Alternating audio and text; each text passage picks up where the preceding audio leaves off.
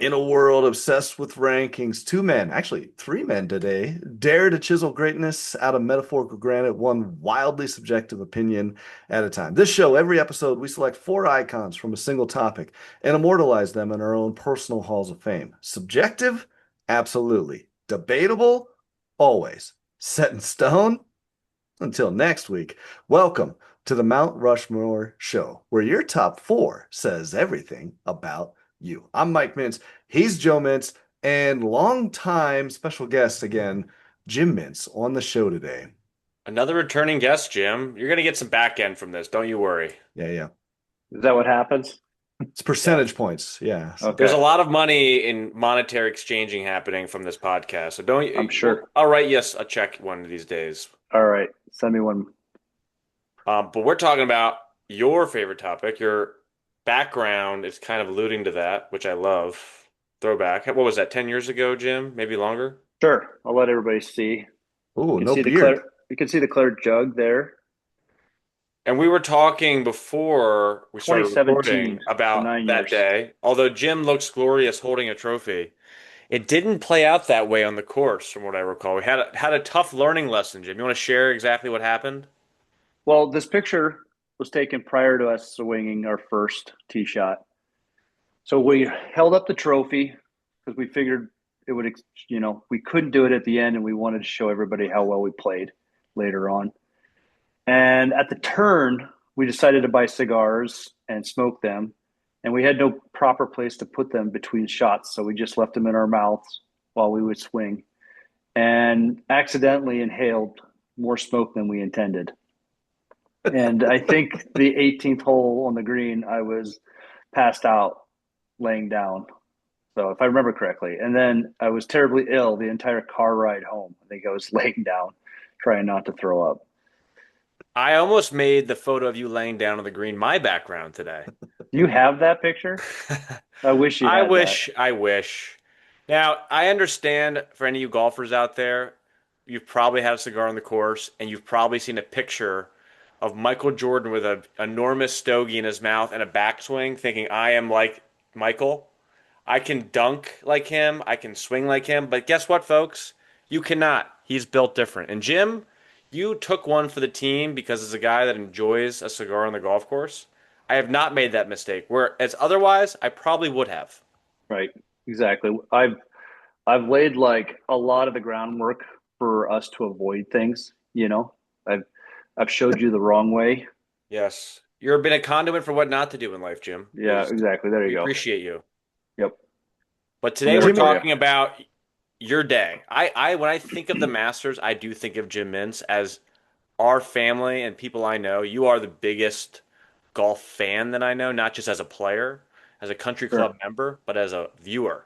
And it's Sure. Sunday at the Masters today. And this Mhm. is it if you're a golf fan. It's the biggest tournament of the year, the one that just feels different the moment it starts. And what's crazy is it didn't really start that way. As I was researching this, back in 1934, that's when Bobby Jones and Clifford Roberts built Augusta National.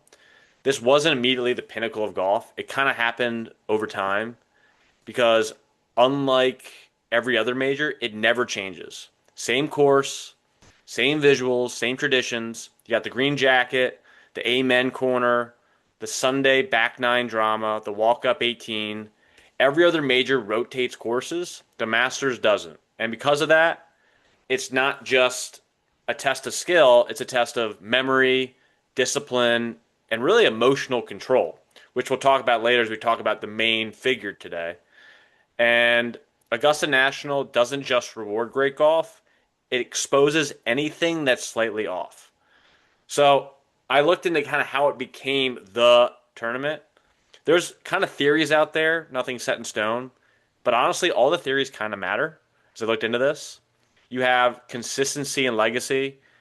Because it's always played at Augusta, every generation is measured against the same course. You're not just beating the field, you're being compared to everyone in history. And then also you have the exclusivity and presentation of the thing. It's a very limited field. It's got that invite only feel. It's got immaculate course conditions. Even the broadcast feels different. It's clean, it's quiet. It's almost say, cinematic. It just feels more important. And then you have the tradition and the symbolism of the event. The green jacket isn't just a trophy, it's really a symbol. You join this elusive club. You come back every year. It's legacy built into the event. And the last thing was just the timing. It's the first major of the year. After months of anticipation, it really sets the tone for the entire golf season. And all of that combines to make Augusta feel bigger than just a tournament. It feels like golf's ultimate stage. What do you guys think? Yep. Yeah. Uh, I Mike, go go. ahead. All right, man. Well, I think you did a great job there setting it up, Joe. And I love the traditional aspects of this, right? Like the green jacket's not just a green jacket. They have a specific color. It's Pantone 342 green. So if you want to get that, Pantone. you can actually go and order this thing online. It's the food, right? The pimento cheese or whatever that they serve. Yes. That It still remains, I think, $1.99, even though right. everything else is insanely expensive. It's like the Costco hot dog. It just stays there the whole time. You talked about the exclusivity and the difficulty, right? And I think this is arguably the hardest feat in sports to win the Masters. And today's episode, we'll get into that especially. But you said it. The field is the smallest of any of these majors. The course has a reputation of being punishing and to some players, haunting. Just ask Rory McIlroy who had trouble get that monkey off his back in the past, right? And of course, we'll talk more about him today. But what was it? 2011 had a lead, evaporates into a final round 80. This is the Masters. This is a course that can haunt you, and it's a fascinating piece. And it's one of those ones that even if you're not a golf fan, you know that name and you know the green jacket, and that's why this course and this particular event is one of the special ones. I was thinking about it. This is a place where the richest and most successful people are members at. It's very exclusive. You can't just ask to be a member, you have to be invited to be one. Um, some memberships come with a price, and some are just, what do you call it, waived, so they can have their celebrities.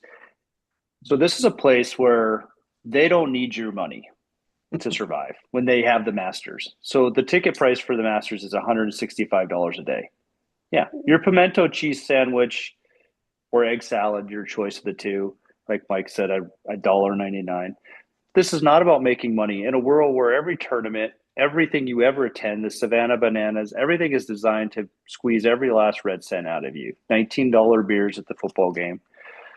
This place is trying to just be like, we're allowing the common folk for 4 days to walk these sacred grounds, right? The only thing about that ticket is it's a lottery. If you guys didn't know that, that's how Hmm. hard it is to get in. So I love the fact that they're trying to make sure nothing has ever changed from 1934 to this date. It's the same course. They're extending a little bit. So it's different, like Joe said, just absolutely different from everything else that you get to see. And the cool thing is we get to see it every year. It comes back, springtime hits, the weather changes, and we're ready for golf. So love it. And that leads to the other side of it. Why do so many all-time greats never win here? I think it's because Augusta demands a very specific kind of excellence. One, you have the course knowledge. You can't fake experience here. Then you have elite iron play. Missing in the wrong spot is a guaranteed bogey in Augusta. And then you have the short game creativity. You need really imagination here, not just mechanics. And there's huge amount of putting under pressure. These greens expose everything. And then the mental piece, that discipline. One mistake can spiral real quick. And then most importantly is comfort. Some players just never feel right at Augusta. The sight lines, the slopes, the speed, it either clicks for some people or just doesn't. And if it doesn't, even the best players in the world can spend decades trying to figure it out. Yep. And it's terribly elevated, up and down, nonstop. It doesn't show that on TV, unless you know where to look and Hmm. they point it out to you. And I think a lot of the courses that they play on the East and West Coast are more flat than you were aware of. So this is extremely elevated. So you're playing balls down, you're playing balls up, and you're almost never level footed. So it makes it very challenging on top of all the things that you just mentioned. And that really brings us to this year because right now, the entire tournament feels like it revolves around one name, Rory McIlroy, coming in as a defending champion after winning last year's Masters. He looked like he was ready to take control of Augusta in a way only few players really ever have. And early on, he really did. It was a huge lead, total control. He was playing like the best player in the world. But he also carries this other thing with him, and that's a reputation, should I say lightly? Because as great as he is, he's also had moments where majors really slipped away from him, and it happened fast. And yesterday, we really saw it again. I don't think we were all that surprised either. The lead disappeared, the control faded, and now heading into today, instead of protecting a lead, he's really chasing. Yep, and I'm glad for it because now it's more exciting today than it would have been had he had a six-stroke lead to start, and then he fell apart. Because then you're sitting there thinking, well, I'll catch the last couple hours, and then you miss the most exciting part in the very beginning where he falls apart and brings it closer. So I love it when it starts when we have two guys tied or within a stroke, and then a leaderboard that I think there's like six guys deep within four strokes or something. This is perfect. Even if he takes off, that's fine. I'll cut out early from the Masters and go play one on the golf course here. Happy with that. But I want it to start exciting. Mike, any thoughts?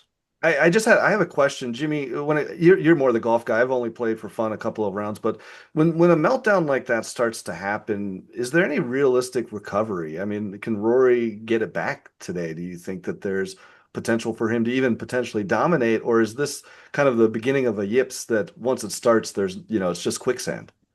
Well, Rory kind of did that last year on 13. He went in the water, and I think he scored a double bogey there and fell behind and then worked his way back in there.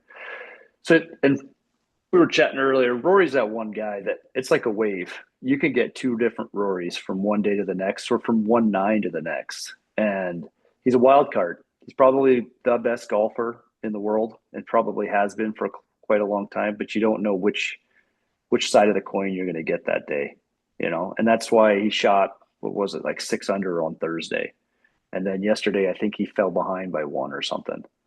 So, yeah, at the pace he was going, we thought maybe he'd be 20 under by the end of this tournament. Now we don't know if he's going to be 12 under, which is what he started out on Saturday morning. And So, I'd like to get your guys' predictions before we get into today's theme because I have found Augusta on Sunday specifically isn't about who plays the best overall golf. It's really about who handles those moments. So there's kind of three names outside of Rory that I'm thinking of as I've been watching this, and that's Scotty Scheffler, obviously. He's the guy built for this exact situation. He's steady, composed. He's almost immune to chaos in a unique way. I'm thinking of Morikawa as well. He's kind of dangerous if he gets hot early. And he's got elite iron play that travels really well here. And then Xander, who's right there too, the type of guy who just doesn't beat himself. And with Rory, he's absolutely still has the talent to win this, but Augusta has a memory, as we know. And after a Saturday like that, it's not just about your swing anymore. It's about what's in your head. And I don't know what's in his head right now. I have a question for you guys. Do you have a golfer that you just want to see win this tournament today? Are you, I want to see Rory win back to back, first time in 23 or 25. Tiger did it, I think, in 2000 or something like Mhm. that. So it's been like 25 years since somebody's done it. Or are you looking for the guy like Justin Rose, who's never won one, but he's tied several times for second place? Going into it, I wanted to see Rose. Now that he's essentially out of it, I want to see Rory. I think he's a better storyline. I like him breaking the reputation he's built. I mean, I just feel bad for the guy if he breaks this again. Like, it's more of a sympathy. It's like a pity vote in a way, as bad as that sounds. I want to see him overcome it. It was so gratifying to see him do it last year at the Masters, and then to do it again would be a cool story for me. I don't have one that I want to see. I can't say that I want to see Rory win it or not. And Joe said that he had three other names. I've got one other name, and that's Scotty Scheffler. And honestly, if I were to make a prediction, and this is not what I desire to happen, but if I could do my clairvoyance and scry into my crystal ball, I'm going to say Rory doesn't do it. I'm going to say it's too much of a mental game. at the Masters at Augusta, and to have a start of I think it is quicksand, and I think Scheffler is the balanced guy that's just gonna do enough. He's the slow and steady wins the race. That's my prediction. So He's the Yeah, practical pick. I mean, in every situation, he's the modern Tiger. yeah, he feels, yeah, like maybe not A, but A1 or something, however you want to say that. He or 1B. Scheffler, if he's in like within 6 to 8 strokes on the final day, and I have money on the guy that's on the lead, I'm scared. I He's the guy that could tear a golf course up and go very, very low. And I mean it. And it's scary. And I think Rory's that guy too. But if he's in the lead, I think Rory has a better chance of falling apart, you know, than in with Scotty going up the board, you know. And I want to transition to today's topic and why it matters because what Rory is dealing with right now, we have seen it before, time and time again, Yeah. from some of the greatest players to ever play the game, guys who had all the talent, the opportunities, even the moments, but just never figured out how to win there. So today we're building the Mount Rushmore of golfers who never won at Augusta. it's the heartbreak, right? I mean, Yeah. you think about it, the Cathedral on the Pines and the green jacket, the tradition, the terror, these are the never got it dones of Augusta National. It's more than just that. These guys are the guys that thought about how they were going to be all over TV and publication the next day. They were going to be on the headline of Wall Street Journal, or they were going to be at the Tonight Show the next night. And they were going to be, help me out, NBC, CSNBC money, or they just do a big media tour. And then at the end of the year, when they come back around for the next one, they're beloved. They get their dinner, their champions dinner. They get to pick all their meals. They missed out on all of that. All of that. That's Yeah, huge. man. I agree. These are the ones that are, to quote Incubus, still waiting on a certain shade of green, specifically Pantone 342. So, I know at the Pantone, I like that. And I honestly, when I think of the jacket, I do think a little bit of Shooter McGavin. Mm-hmm. yeah, the goal measure the left arms one. Yeah. Yes, exactly. And that is certainly a reference to this club you want to be part of. That the guys we'll be mentioning, legendary in their own right, but still aren't part of that club, which is crazy to say. Yep. So Jim, you being our recurring special guest here, you kick it off. And any context before we go, or just rip it? Um, for me, I decided this week that I was going to literally go in top order: one, two, three, and four. Okay, so we're ranking So our heads here. for me this week, I'm not expecting you guys to do that, nor I have no idea how you've done it this You're time not around. But saving the best for last, it sounds like. Or are you exactly, going bottom up? I'm going from the top to the bottom. And Okay. so with my lead, I'm going to go with Lee Trevino and the Merry Mex, or also known as the Super Mex, which sounds extremely racist, I but think I those were the ordered that. nicknames. I think I ordered that at Taco John's last week. Yeah. All right, so the That's a two Montana stats. reference, folks. Sorry. Oh, Yep. Taco Bell. I'm sorry for the national audience. Yes. So you could talk about European wins. You could talk about amateur wins, college stats. I just decided to kind of rank this on two major stats to get me started on getting my top four, and that was the amount of majors and the amount of PGA Tour wins. And they're not all even, but you have to kind of pick and choose what you want from this day all the way back into the 50s or whatever. And so Lee Trevino had 6 major wins Mm. and 29 PGA Tour wins. I don't know if there is much more than two golfers that exist that are still playing professionally that have a stat line like that. So, Joe, maybe you did some research, but he's famously struggled at Augusta due to his fade base shot, which I relate to. I could not play a draw on purpose to save my life.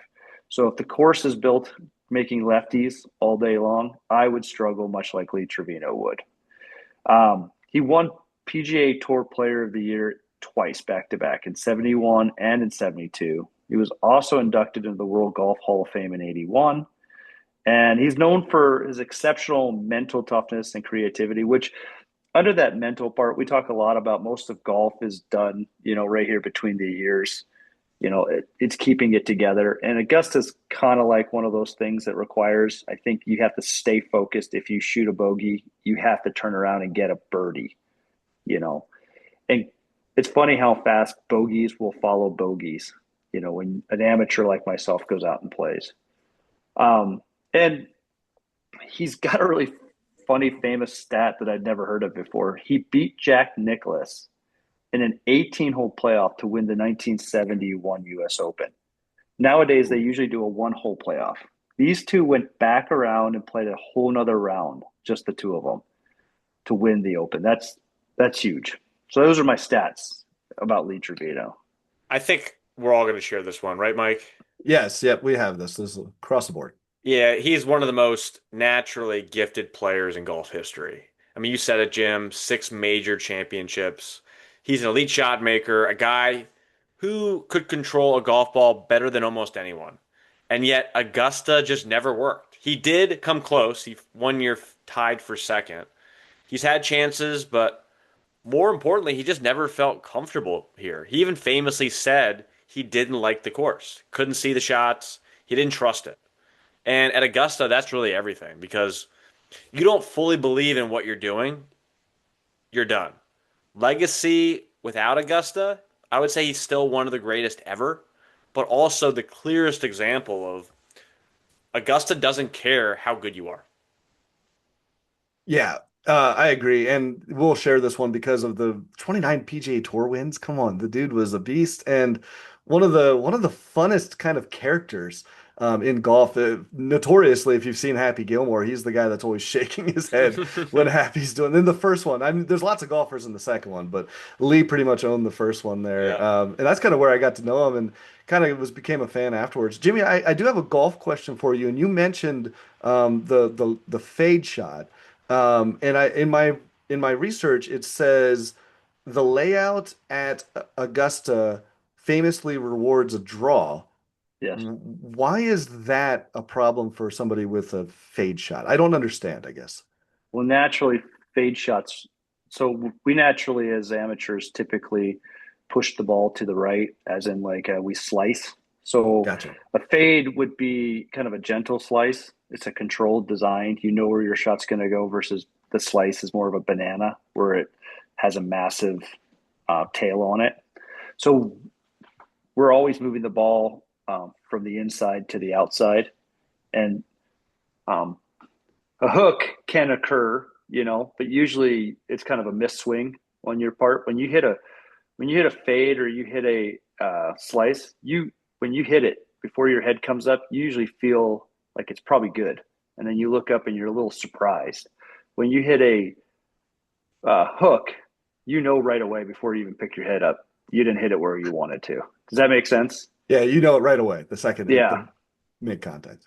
Yeah, and a better golfer would say, "Well, that was a pretty poor analogy and explanation of it." But that's how I see it. Works for me, man. So Well, you're yeah. the big fish, the small pond among us, Jimmy. Right.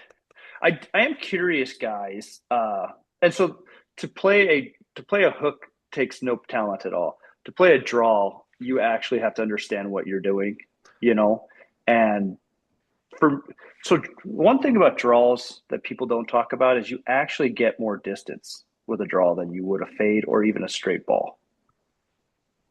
That's interesting. That's Yeah. a fun fact. So if you could play a draw, you could add distance to every one of your swings. I was curious, is Lee Trevino your number one? I did not rank in my picks, but as I look at the accolades, the people I did research and find out, I would say it's pretty unanimous. He's number one. Yeah. Yep. Go ahead, Mikey. Well, he's not, but the way that I do my rankings aren't based on the way that you're thinking of 1, 2, and 3, and 4. I put them in order of which ones are the ones that stick out the most. And so, Yeah. no, he wasn't in this case. He was my number 2. So, Okay. Well, Jimmy, we all shared the first one. Why don't you hit us with the second? See if we go 2 for 2 here. The Big Easy, Ernie Els. Mm. 4 major wins, second most majors on my list. 19 PGA Tour wins. I mean, that's not quite second, but it's so dominant. There isn't a lot of guys that have 19 wins today. So finished second at Augusta in 2000. He's PGA Tour Player of the Year in 1994, inducted into the World Golf Hall of Fame in 2011. Known for one of the smoothest swings in golf. This guy was huge. I don't have his dimensions, but he's one of the biggest golfers professionally ever. And if you have height and a little bit of weight, you can literally be the longest golfer out there. And if it doesn't, this game is not designed for a short, fat person. You know, it's talking about being tall and lean and you have length. And he had Yeah. every bit of that. So, and the last thing about him too is I think he would have won more of these, except he ran into Tiger Woods. That's the problem with a lot of these golfers is they ran into a time frame where they hit Jack Nicklaus. Oh, they Yeah. hit Arnold Palmer and or the greatest golfer It's ever. Pat Mahomes and Tom Brady, just Yeah, yeah. timing. Yep.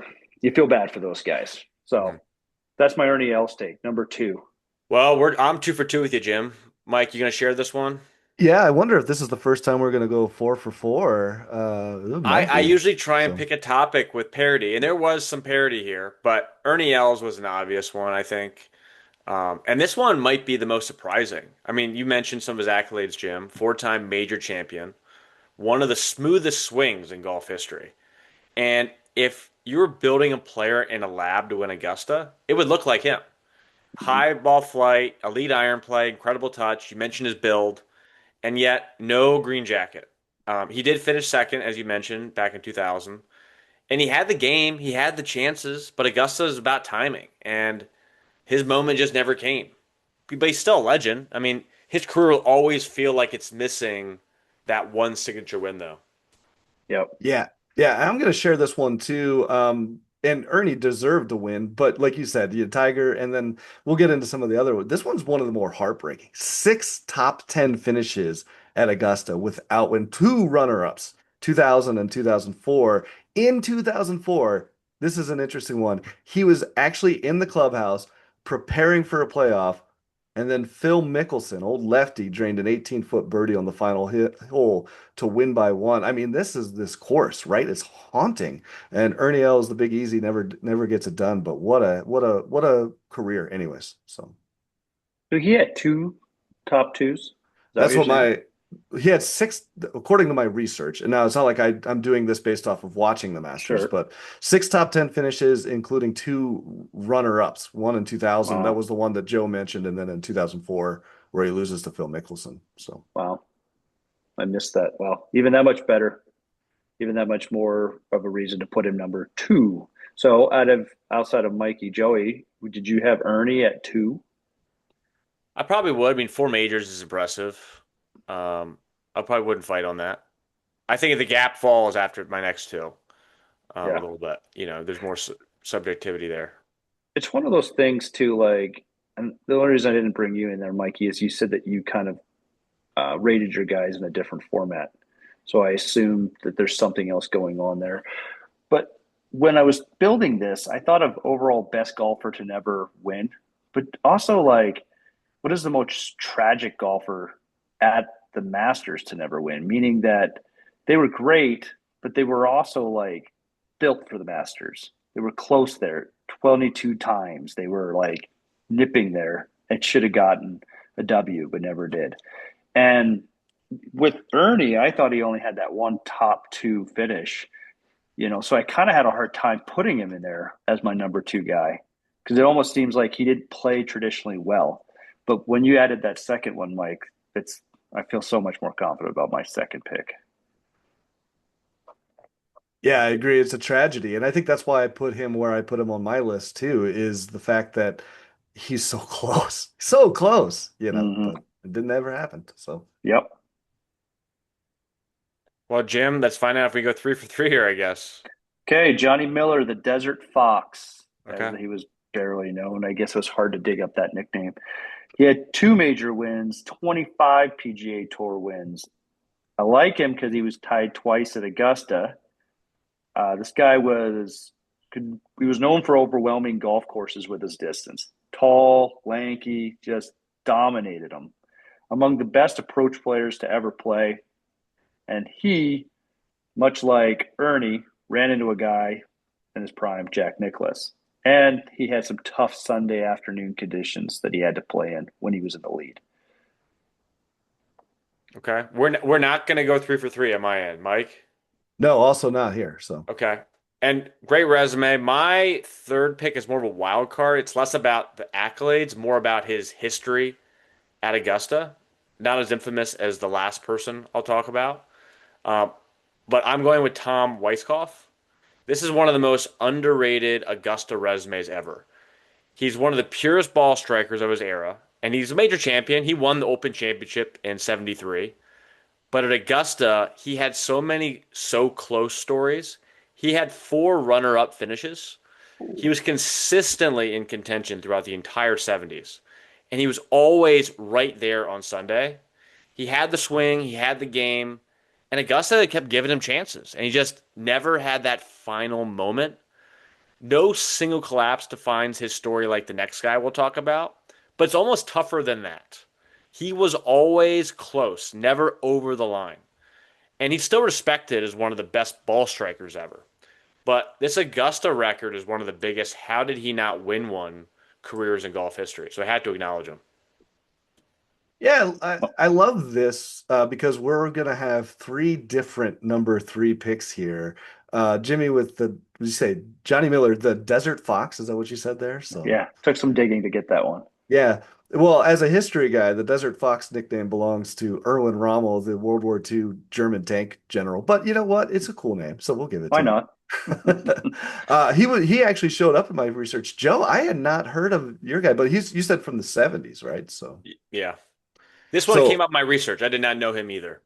well, and this one is the guy I'm gonna pick is less research and more. I remember watching him on, well, ESPN Sports Center. It's not like I was watching golf at the time, but interesting that we all have three different. And this is David Duval.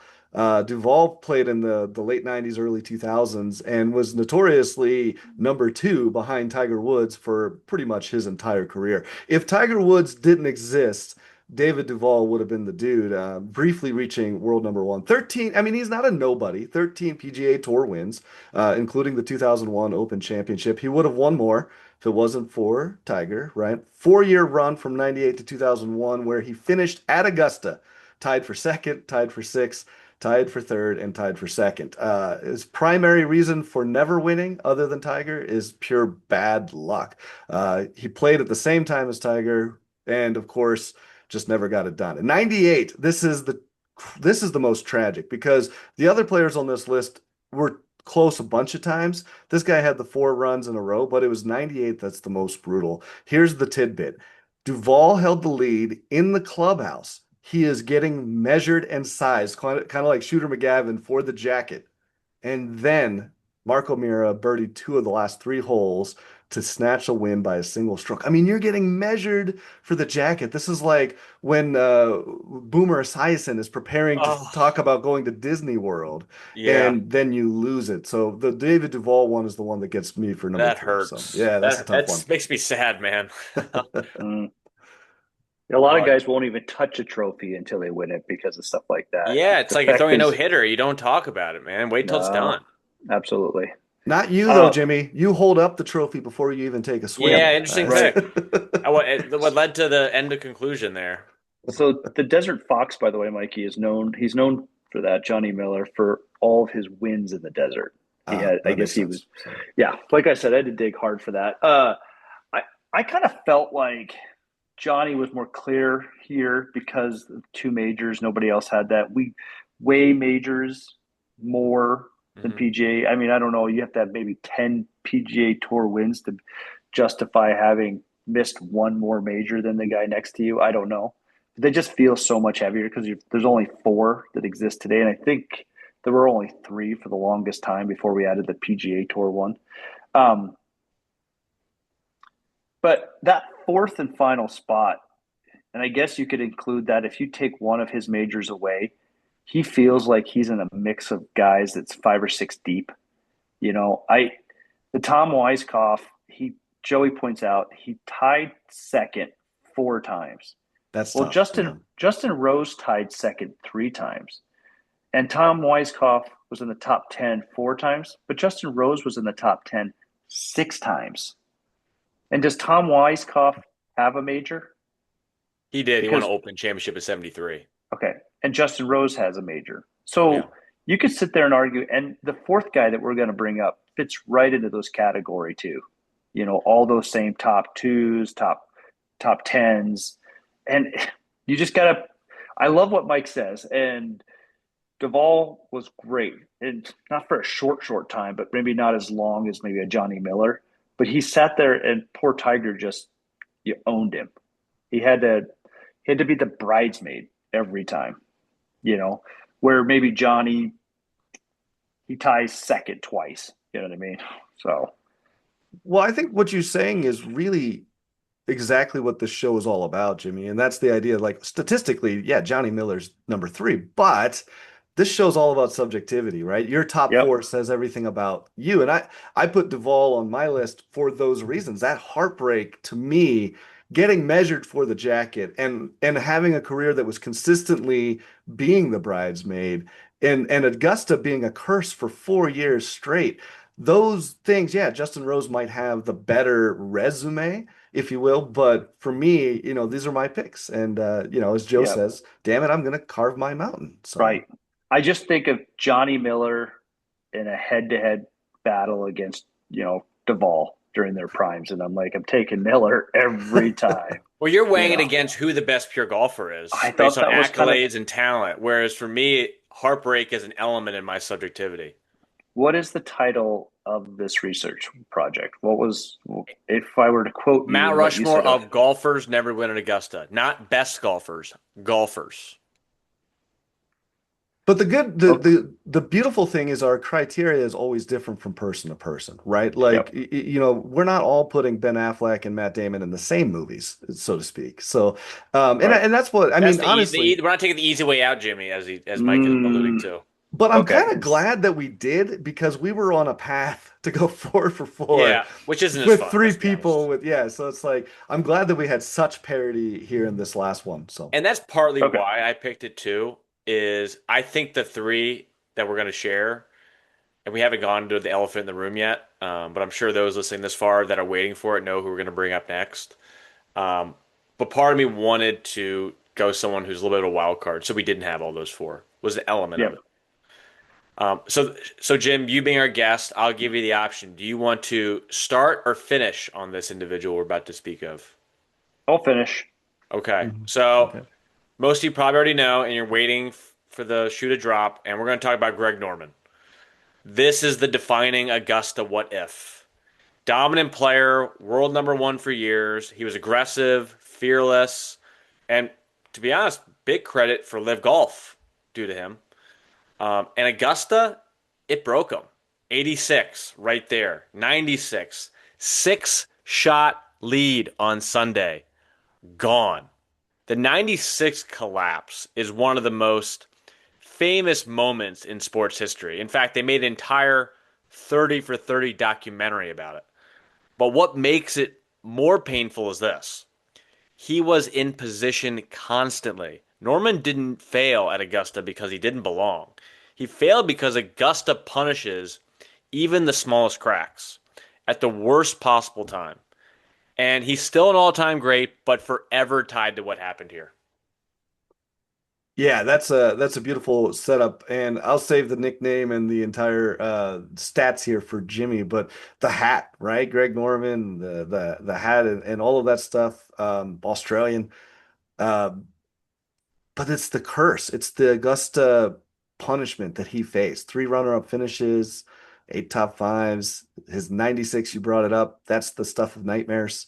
And you just look at the heartbreak that was there, right? He had some good rounds. From I see that he still holds a share of the Augusta course record of 63. So how do you do that and not win the thing? And out of all of the guys that we're talking about today, this guy is an all-time Hall of Famer, all-time great, period. There's no question, right? Even before we started this thing, we all knew Greg Norman was going to be on our list. Jimmy, you want to take us home on this one? Yeah. So you covered like the wins, the majors. most dominant player in the late 80s, early 90s. Known again for a guy that overpowered golf courses with his driver and long irons. I mean, it's kind of like it felt like Tiger back then, where it's like he got up there and he teed off and he drove it 280 yards. And then everybody else realized they don't have a driver that goes 280 yards. And they call it the Tiger effect. So they swing out of their shoes and they find trees and water hazards that they never would have. And he always got to the tee box and got to hit before you because he was the guy that had birdie or par where you had bogey or par. So he intimidated golfers off the tee box. It's just he was fun to watch when you see the highlights of this guy. So elite off the tee, tied second 3 times for Augusta. He had 9 top tens at Augusta, and of course he blew the 5-stroke lead at Augusta. And when I think of Greg Norman, the Great White Shark, as he was known, I I think of Augusta, and they have that music playing 3 weeks, 4 weeks before, all over TV and ESPN and CBS, getting us prepared. And they got the flower shot, maybe even the drive down the road. What's it called? Magnolia Lane or whatever. And like Joe said, they have a 30 for 30 about it. Like they always cover the same couple topics. And the one is the greatest comebacks of all time at Augusta. And of course, they cover the greatest collapses of all time. And that is what, unfortunately, I think of Greg Norman. I don't think of his majors. I never think of his wins. I just think of how sad it was to witness that and watch the train wreck that nobody could take their eyes off of. And when he finishes, keep in mind he was 5-stroke lead. I think he finishes 4 or 5 strokes behind. It's not even like he came up second. He just got rolled the whole day. So yeah, Greg Norman has to be on that list. Yeah.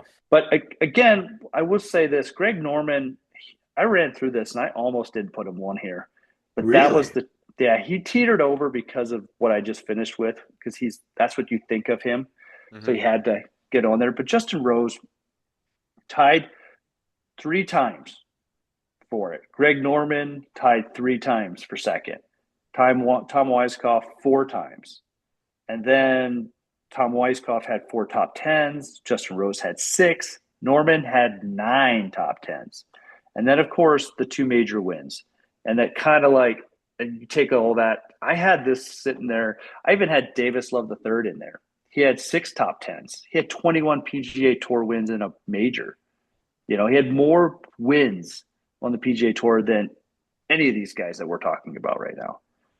But but Davis Love III didn't even get inside the top 5, not once. So to me, he was never a Masters guy, or Augusta guy, as I like to think of it when you see all those top twos.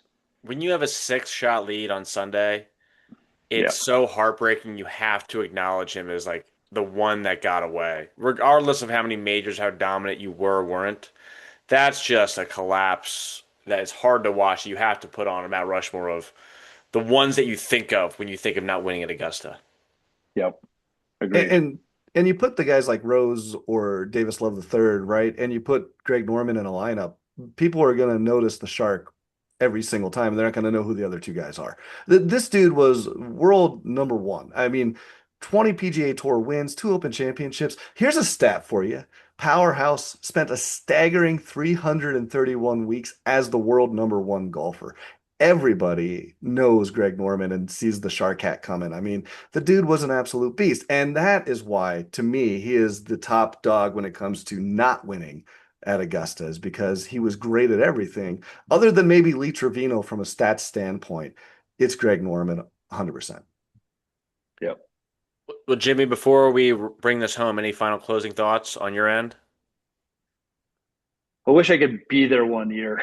I wish I could win the lottery and have the time to be able to go and witness this event. And, the other thing about it is they make everything so green on purpose. Did you know that if you buy a sandwich or a drink, it comes in a green cup or a green wrapper? That way, if it And drops somewhere on the Pimento, or no, what course, was it? Pantone? Pantone uh, 342. Yep. yeah, So it's designed so that you don't see it, doesn't get picked up on TV. It just all blends in.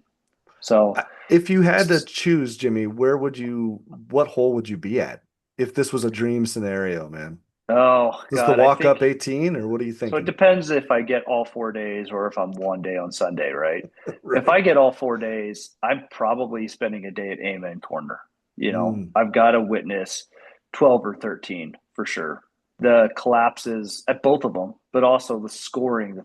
12 to me doesn't have a lot of scoring, but it has a lot of mistakes that are fun to watch. The 13's got both of those. And then, of course, you got like the bridges and that scenery. So that's where one day would be spent. And then maybe one day completely off the tee box at 18. I've got to see that alley that they have to drive the ball down. And then I honestly think I'd just walk with the leaders on Sunday.